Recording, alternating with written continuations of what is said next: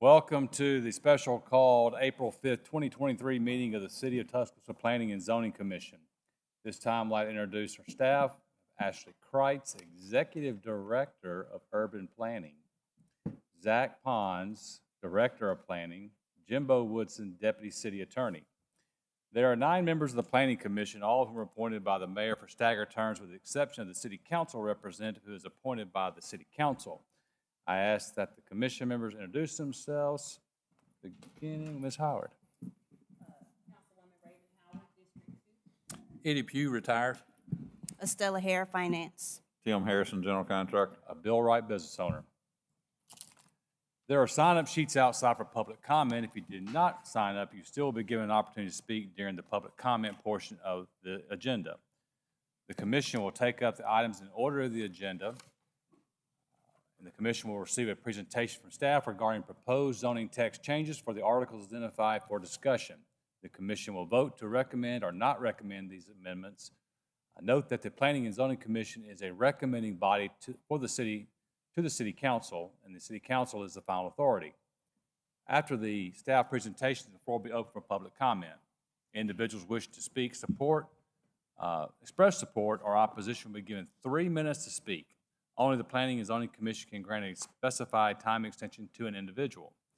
Public comment will be received, the floor closed to public comment, and the commission will open discussion among themselves, reserving the opportunity to vote to accept or reject any proposed changes for the final consideration at the reviews meetings that will take place sometime in 2023.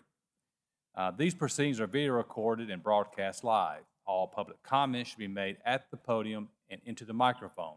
Please first state your name and address for the record. Jurisdiction. Regarding zoning text amendments, section 11-52-76, the Code of Alabama states, the legislative body of such municipality shall provide for the manner in which such regulations and restrictions and the boundaries of such districts shall be determined, established, and enforced from time to time, amended, supplemented, or changed, and may adopt such ordinance as may be necessary to effect and make effective the provisions of this article. The Planning and Zoning Commission serves as a recommending body to the legislative body. While the zoning text amendments will be considered in pieces, they will not be enforced until the full zoning text is adopted and the zoning map changes implemented. In layman's terms, if there is a vote at any point to recommend changes, they will not be enforced on any property until the City Council adopts the zoning text and zoning map changes formally through many public hearings. At this time, I would ask, do any members of the commission have any conflicts of interest or possible conflicts for any topics on the agenda for discussion this evening? If so, please state for the record. Having heard none, Ms. Kreitz, we will begin.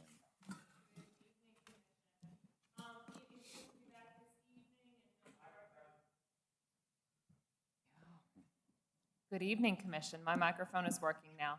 It's good to be back in front of you this evening. It's always hard for me because my voice is so loud that I don't recognize my microphone is not on. So my apologies. I understand that. Yeah, it's a lot. All right, so of course, let's start off with those meeting expectations. I think we all are quite familiar, so we'll breeze through these. Of course, if you're a steering committee member, I ask that you note your role in that process. If you are providing public comment this evening, for our Planning and Zoning Commission members, you've had a draft of this ordinance for review for the last few weeks. And so you'll be able to ask questions if necessary.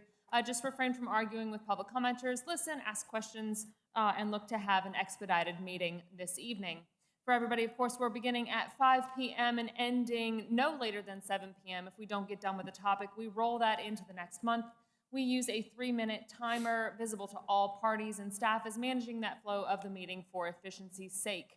Of course, we are doing these code rewrites in order to maintain what works today and update what doesn't. And what you will find as we go through the proposed updates to the sign ordinance, we did a pretty good job to start with. Our sign ordinance was not so out of date that we had to do an extreme rewrite to help it meet current standards. We want to make sure that code is user-friendly, implementing the comprehensive plan recommendations, consolidating things where we need to, and updating development standards and our permitted uses, which we'll begin getting into next month. For our zoning ordinance update, of course, you'll see that zoning text. We are getting into, this is that final meeting about development standards. And so starting in our May meeting, we will begin talking about use standards. And that will lead us into the zoning map at the end of all of this. So of course today, continuing through Article 6, that development standards portion, and signs and billboards. So we'll cover a few topics today, but I think we need to hop really quickly into just a quick history lesson. It's a short one, it's a small one, but Reed versus the town of Gilbert is what really set a lot of this off for us. It was a 2015 case that was heard at the Supreme Court level that ruled that sign restrictions based on content would violate the First Amendment. And the town of Gilbert was saying, all right, if you are a directional sign, you can only be up X amount of time. If you're a political sign of the same size, you can be up indefinitely. And the church that was pastored by Reed said, hey, this is a violation of our First Amendment rights, and they won. And so basically what it boiled down to was, do you need to read a sign in order to determine whether or not it violates your ordinance? If it does, then your ordinance is content-based and therefore in violation of the First Amendment. And then we had a more recent case in 2022 where Reagan National Advertising of Austin in Austin, Texas, filed suit against the city of Austin. And they said that the city's prohibition against converting off-site billboards to a digital version was a violation of the First Amendment. And the Supreme Court maintained, actually, that a billboard it was content neutral still. Maintained that the city's on and off premises distinction was still content neutral under the First Amendment. And so the distinction looks only at the location, not at the messaging of the sign itself. So you say, Kreitz, all right, finish the history lesson up. Let's get on with the point of all of this. Our mandate to Clarion, when we said we have got to get our sign ordinance up to speed and we've got to make sure that we're following recent court rulings and we're following regulations that are content neutral and don't violate anything to that nature. So all that being said, what you have and what you got to review is a content neutral sign ordinance. And it has been tricky in a couple of places. When you start talking about, we used to have, in our current ordinance, we have a list of signs that are permitted without having to get a permit. And it's things like real estate signs, but you only know it's a real estate sign because you've looked at the content. And so we've had to work through a lot of that right now, but it's been a fun exercise if you're a bunch of planning nerds. So our sign article exists to establish regulations for, of course, the display, maintenance of signs. We want to preserve, protect, and enhance areas of historical, architectural, cultural, aesthetic, and economic value. Establish standards that permit the reasonable use of signs for businesses, wayfinding, local history, community activities, and other similar uses. Preserve views. Ensure the safety of the roadway network by minimizing clutter, protecting neighborhoods, and that harkens back to the Highway Act back in 1960-something. And then integrate sign regulations with zoning by establishing specific requirements for both signs and billboards. So what you got to take a look at in this draft were some new definitions. Our current ordinance, of course, has all of the sign definitions in Article 10, in the sign section. And so you have to bounce all over. This updates and creates new definitions for the different sign types that we don't have today, transfers over what we do have that works. And so you just see an example on the screen in front of you. We also create general provisions that were carried forward, updated to reflect modern practices, specifically sign measurements, how we measure things, what the display area is, how bright a sign can be. We talk about permitted locations, how we measure setbacks and distances from intersections. Site triangles play a huge role in where signs can locate because you don't want to get to an intersection and have a sign blocking your view if you're in your vehicle and you're having to look to your left or right, but especially the left. Illumination through direct light with specific requirements for electronic, digital, and video displays, provisions for addressing unsafe or prohibited signs, and then what our review process looks like and an overall timeline. So generally, and we got to meet with our stakeholders, of course, on this, and we had really great conversations. And I think what some of those meetings identified were some simple things, like how do we address new technologies, like light projection signs onto sidewalks. It was something we hadn't thought of initially, but you see this often where somebody will mount a projection and put it onto the sidewalk. How do we handle that? Holograms. I'm a millennial. I don't think about holograms, but I have to think about holograms now. How do we handle rope lights around windows and other things that are meant to attract attention? We've got a few buildings in town that use decorative lighting in a flashing way that are not owned by the city of Tuscaloosa, but what do we do with those things? So we need to ask Clarion, hey, help us write some of this into our ordinance. And then when it comes to the prohibited signs section, some questions came up. You know, would we be okay with a sign or a billboard that emitted smoke or steam? If we prohibit signs on property that's owned or controlled by the city, something like a light pole, a bench at a bus stop or similar, could we miss out on opportunities to partner for advertising or funding for bus shelters, et cetera? We want to be careful to not put ourselves too much into one category there. And then we have right now in prohibited signs, we say that a sign or supporting structure that's become deteriorated or damaged by any means to an extent of more than 50% as determined by the chief building official, exclusive of foundations, is thus a prohibited sign. And then do we want to eliminate that foundation caveat in that last sentence? So those are some things for possible discussion if the commission would like, or I can move to the next slide. I'm still on the smoke. You're still on smoke? Yeah. That's fair. I mean, I don't understand why you'd have a sign or billboard that would emit smoke, or a vape shop or something. Is that what we're? Or a fireplace Or a barbecue. company, a barbecue joint. In my head, I think you get a lot of calls about a billboard being on fire. I'm gonna tell you, I'm gonna say no on that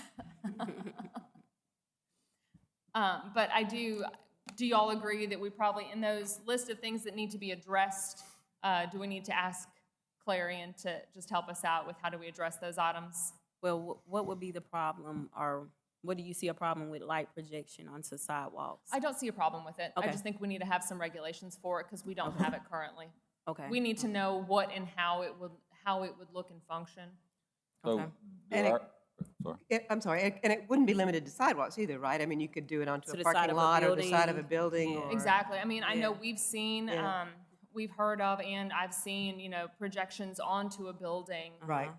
with a different conference name or something along those lines. We just need to be able to manage it. Do our ordinance address for lack of a better term, a New York City style signage where the building is part of, like in Times Square, where the signage is part of the building per square foot? Yes and no. We don't call it out so specifically, but that would be in our ordinance a building or wall sign. And so we do regulate building and wall signs. We have certain square footage requirements for building and wall signs. It's 2 square feet per linear foot of building facade. Would the building have to be a certain height? No.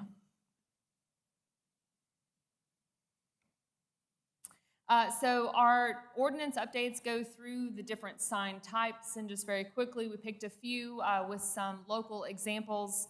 Freestanding signs, of course, we outlined the numbers, the heights, and the sizes, and you'll see that the height is up to 25 feet, up to 60 feet on the interstate. That is consistent with where we are today, but we'll talk about some proposed changes here in a second.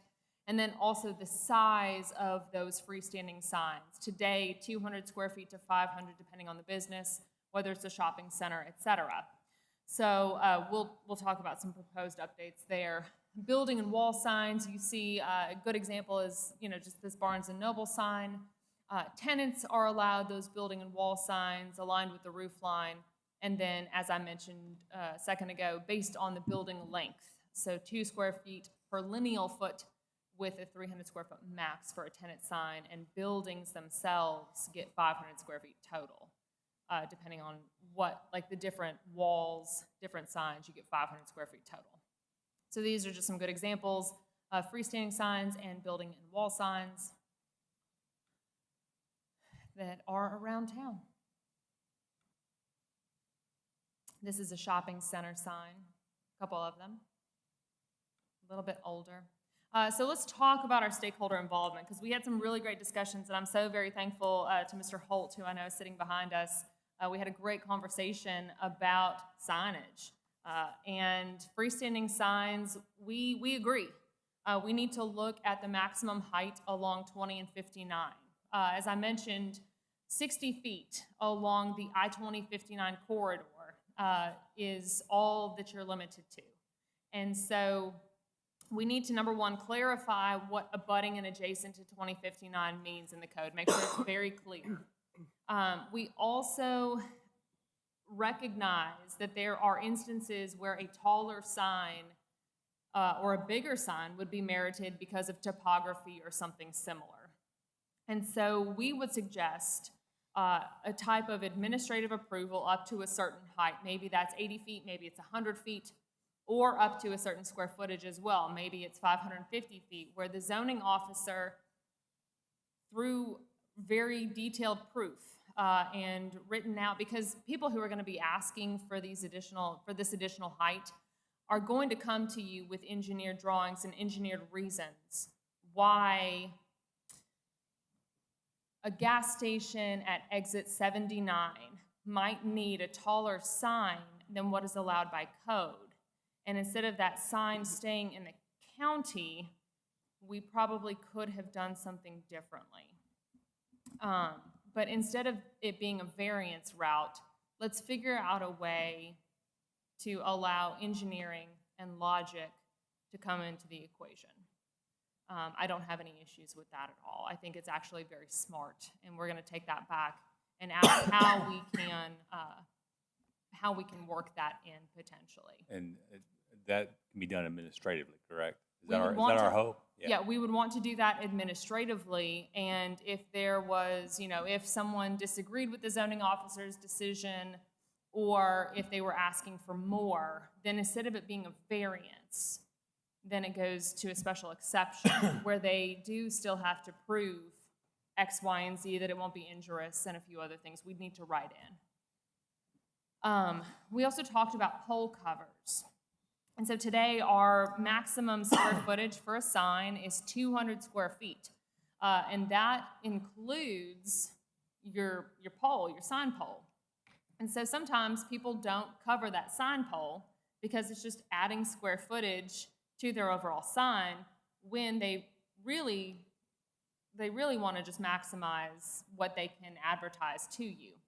And so we want to find a way to incentivize folks to cover those poles up using a material that's on the main structure or similar, and maybe we just need to add an additional couple of square feet, that you can go up to 250 square feet if you cover your pole or something along those lines. And so it's a much better looking sign for the community as a whole, and we don't find that that would be injurious either. And then it was pointed out to us that for shopping center freestanding signs, we may need to look at heights. Now, of course, all of this is up for discussion, but we may need to allow those larger shopping centers of 100 square feet, 100,000 square feet or more to increase the height allowed for their shopping center sign. Because you either end up with very small tenant panels, or you end up with a sign that is too low to the ground and may cause an issue. And so we want to look at, do we increase it, just allow another 5 or 10 feet for a larger sign, so that we avoid some of those issues? Yes, ma'am. Question. So within freestanding signs, would three-dimensional signs, by that I mean, I actually saw a giant buffalo on the back of a flatbed truck today at Midtown Village. I mean, what, is that a sign, and what happens to that? I'm not sure I know where that is in the. That's fair. They're actually, and I came across it again, yes, when a sign is in the form of a three-dimensional object, the area gets determined by drawing a square, rectangle, triangle, circle, combination thereof, and doing some math. Wow, so it's like the flat surface. Oh, yeah. The There's a surface lot of area? math involved. The surface area. There's a lot of math involved in all of Wow. this. But if the buffalo, so let's say the buffalo is going to Buffalo Trace. Yeah, that's a sign for sure. If that buffalo is going to go hang out in a park and live his happy little brass buffalo life in a park, not a sign. And This one was brightly painted. He was what? He's brightly painted. Oh, very nice. He's a majestic buffalo. Well, that buffalo sounds like he's probably going to go live his best buffalo life in a park. So probably not a sign. We'll see. Isn't there a new buffalo? Isn't there a that's new a wings sign. It's a place in sign. Midtown Village? Oh, he's going to Buffalo Wild Wings? Well, maybe. Yeah, I We'll see. suppose. Either way, Anyway. it depends. And that's the magic of sign law and planning, and a whole bunch of fun for the planning staff. Is there ever a limit on how many signs you can have like that in a particular area? Mm-hmm. Okay. Oh yeah, it would be limited to square footage and all of that. So, Okay. and we've done a really good job with it in the past. I remember there's been a number of just fun cases. A large piece of furniture that somebody wanted to put as an yeah. entryway, or Not to get too far off track, but the buffalo on the trailer kind of got my attention. How do we Mine treat too. the mobile sign? The guys, is that part of the sign? Mr. Bobbitt heard you somewhere. Okay, I don't want to get and off. has shuddered, but mobile signs. Okay, what is a mobile sign? Or There's where- a truck that rides around, and Oh, okay. it'll have it's one of the digital boards. Mhm. It is, based on what I read, it is not approved unless it is used for transportation. Correct. Okay, gotcha. Yeah. If it's used for advertising, it's prohibited. Anyway, Yep. So, and it has to be permitted. Yes. Hmm. Wow. Good I did close my reading. homework. Yeah, Mr. Harrison did all of his Yeah, homework.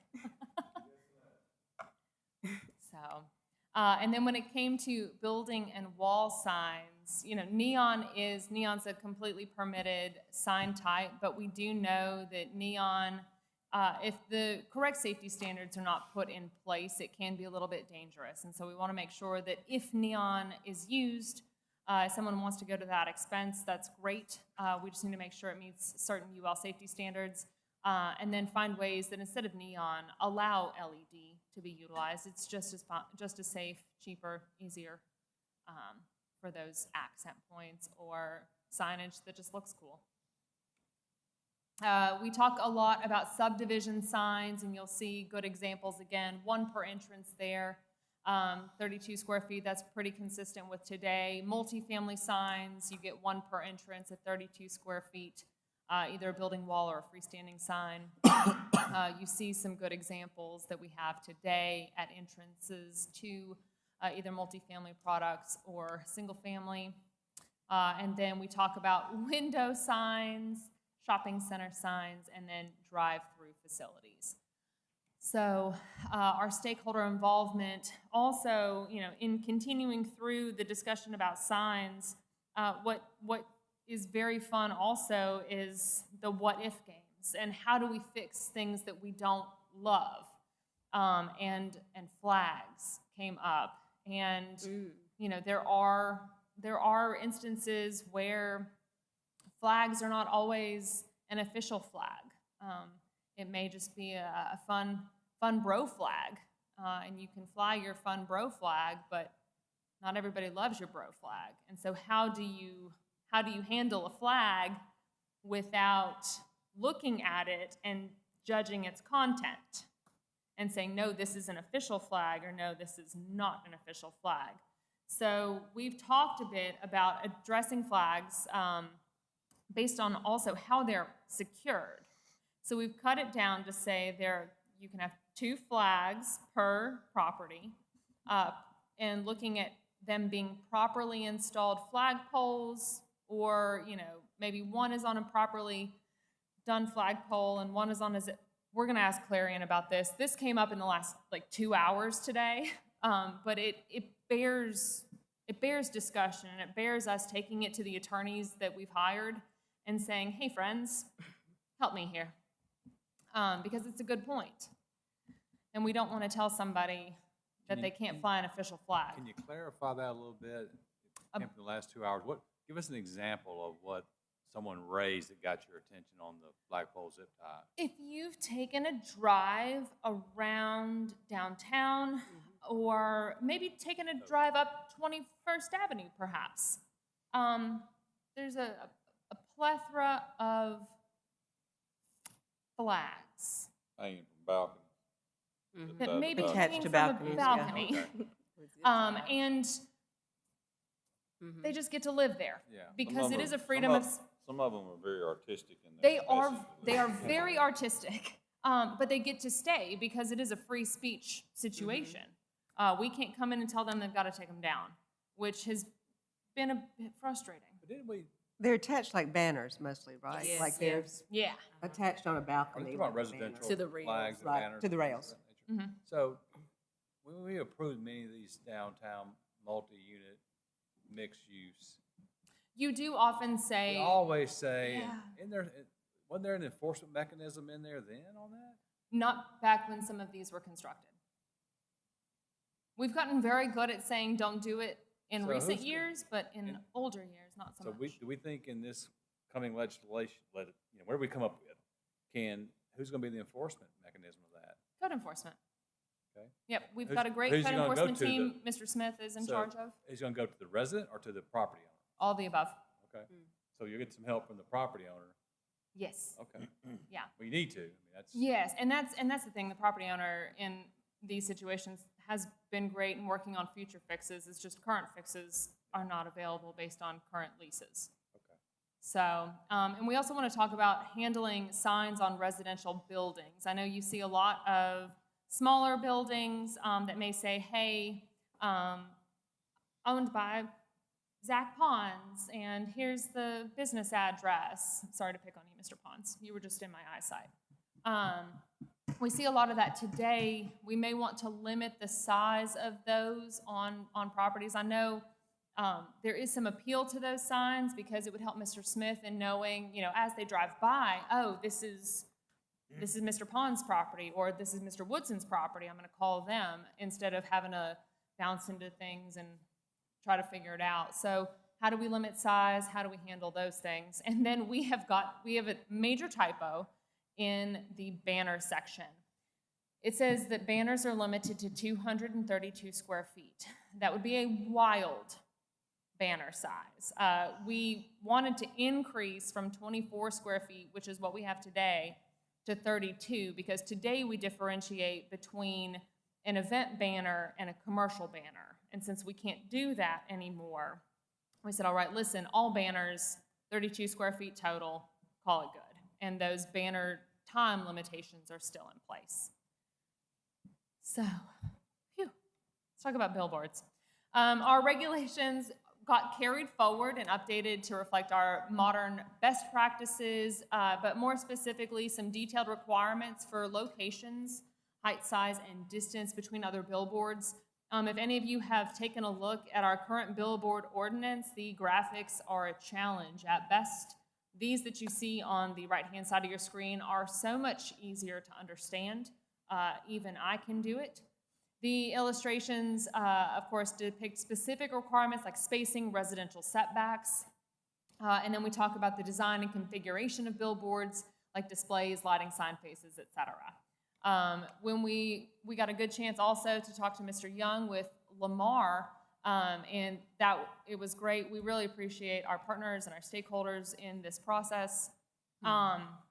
We talked a little bit about digital billboards. Currently have a spacing limitation of 2,000 feet between digital billboards. And there have been a couple instances where, due to court involvement, it's been reduced down to 1,000 feet. Do we want to maintain our spacing limitation of 2,000 feet? Do we want to reduce it down? And coupled with that, is there a way to incentivize digital billboard conversions? I think digital boards, and in talking with Mr. Young, digital boards are the future of advertising. It is the way that field is going. And how do we convert that over? Is there a way for us to incentivize that? You take a couple down, you get one digital board in its place. Is there a way to write that in without it getting too messy? So we will be asking Clarion if they can take a look at this and see what they could maybe come up with, if the commission would like us to. Okay. I'm getting some head nods. I think that I personally would be in favor of incentivizing them if, and Mr. Pugh was talking about it prior to the meeting, about if you can take down some of the standard size and incentivizing them for the digital based on a conservative recommendation from Clary. That's fair. Okay, so, there are some areas in my district where there are some billboards that are not as tall or nice as other billboards. So like if we were gonna incentivize with taking some down to have that kind of billboard, like are these billboards only permitted in certain areas? Because some of these areas do have residences where like I wouldn't want bright lights to be an issue, Those standards would always stay in place, the distance from residential districts. Yeah. Because I agree with you. We don't need to, you have a lot of boards in your district that are legal non-conforming. They're not conforming? They're legal non-conforming. Yeah, And so yeah. they get to stay until something happens to them. And you've got a lot that if a strong wind takes them down, they can probably move to a different location. Okay. But the standards for neighborhood protection, framework made it very clear, the council's made it very clear, y'all have made it clear, we don't want to do things that would be injurious to a neighborhood. So in incentivizing things, the neighborhoods would get top priority, and those approved and okay locations, you'd have to take into account how far away they are from a neighborhood. I'd be interested in hearing from Mr. Young on that, because, it's easy to throw the word incentivize around, but at the end of the day, I would assume that a digital billboard costs a heck of a lot more 100%. than what, so the incentive better be pretty grand for them to want to do it. Right. I think that might be an unrealistic goal to get a lot of. I think to incentivize part of it, and I know we got a good chance to talk about it some, but the incentivizing may come down to tweaking that spacing limitation, number two. Obviously, I would think we want to encourage the conversion in high traffic areas that are gateway points that reflect negative or positive on our city. Yeah. That'd be my thinking. And I'm sure that's also where the advertisers want to have their advertising. Exactly. So I think there seems more logical and more realistic as opposed to a side, billboard. Street. Yeah. So anyway. We also got a chance to talk about nonconformities, and our nonconformity section of the zoning ordinance regarding signs really was pretty tight to begin with, and so there were minimal changes required just to reflect best practices. I know it says on the side it's a new section, but the non-conforming and the illegal signs was always part of our sign ordinance. We were just making it its own section within this now. We defined some applicability requirements for non-conforming signs and billboards. What makes a sign illegal? How do you remove or revise a sign in violation of the zoning ordinance? And then within your packet as well, you saw two sections specific to downtown and the riverfront, because those two areas we've always called out, especially when it came to signs. And so we talk about regulations regarding channel letters and logos and projecting sign requirements for the downtown area. And then on the riverfront, that freestanding signs are only permitted as monument signs, and then building and wall signs get limited for buildings with street or river frontage and 1 per linear feet, et cetera, with a maximum size of 80 square feet. As we were talking with our stakeholders, we recognize that our projecting signs, having a limit of 12 square feet is pretty small, actually. And we either need to allow a projecting sign off the side of a building that is in relation to the size of the building that it serves. Think of 2700 Capitol Park. Or you increase it to 18 square feet. You don't want it to be too large.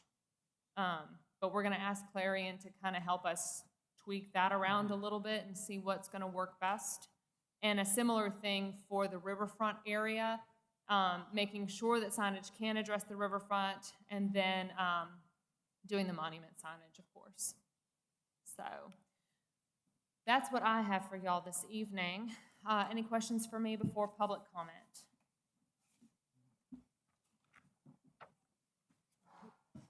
Okay, this time we don't have anyone signed up officially, but would love to hear from anyone that has some important information, be helpful for this committee and for the council going forward. So anyone, feel free to come forward and have a comment.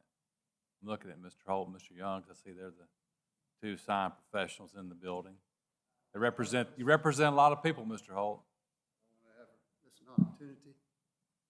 You got 3 minutes, by the way. Just 3? I talk so slow, I can't even get my name out in 3 minutes. Cal Holt, I'm president of Knight Sign Industries, 5959 Knight Avenue. I've been in the sign business for 46 years and have seen a lot of different codes throughout the Southeast. Our company works throughout the Southeastern United States, and only about 25%, 20 to 25% of our work is done in Tuscaloosa. So we deal with a lot of sign codes. The cooperation that we get from Ashley and the staff is unbelievable. Unbelievable. To have the opportunity to sit down with these young folks and talk common sense approach to things has been fantastic.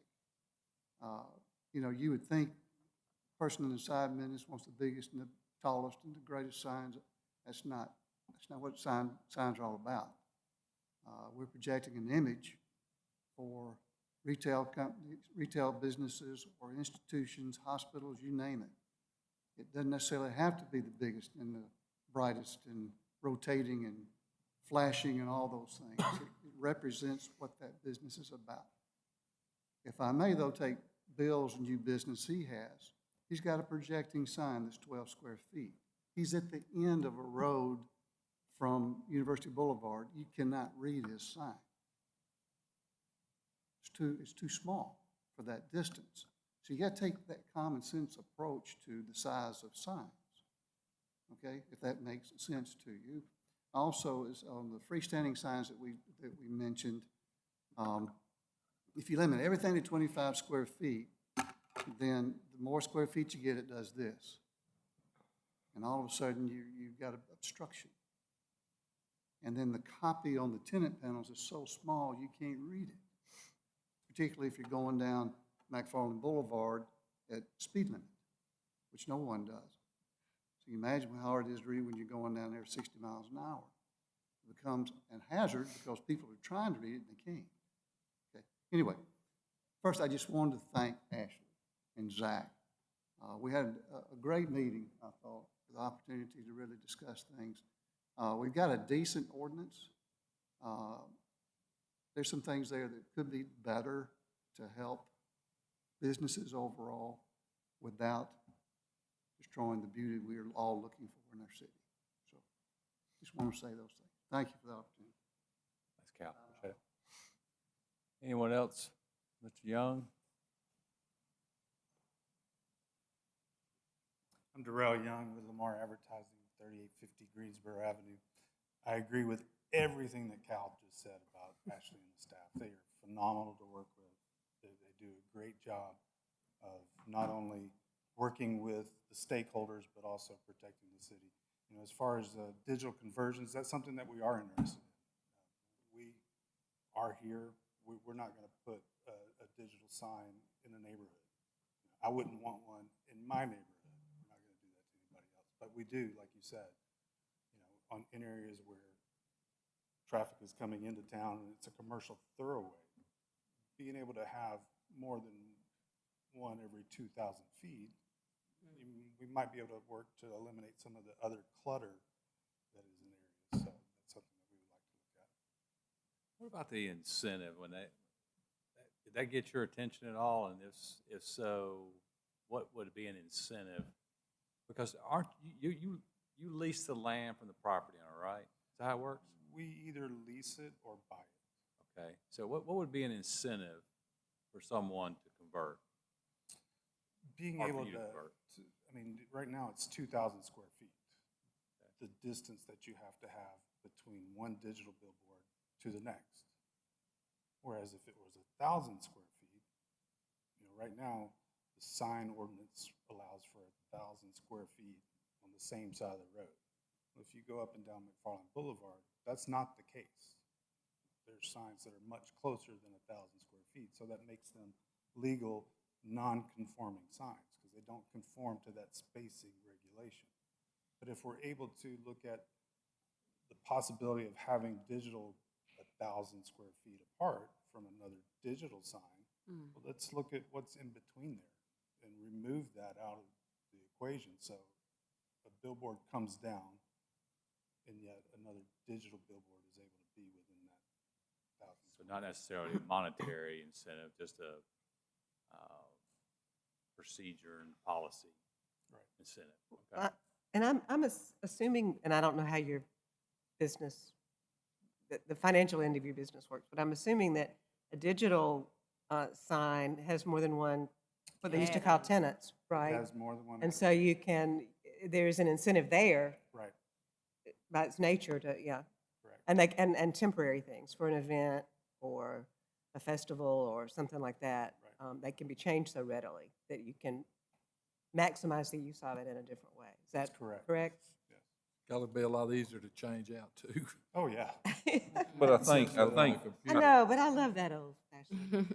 I think from our standpoint, or at least what I was looking for as an incentive, if there's a number of non-conforming, say we reduce it down to 1,000 linear feet instead of 2,000 linear feet, but there's got to be some give from y'all's standpoint about removing some of these non-conforming signs in that area.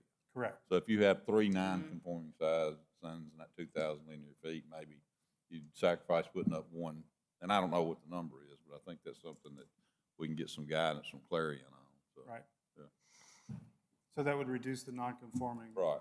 And make 2 conforming signs. Right, Yeah. exactly. Exactly. Thank you, appreciate it. Anyone else care to speak on this matter?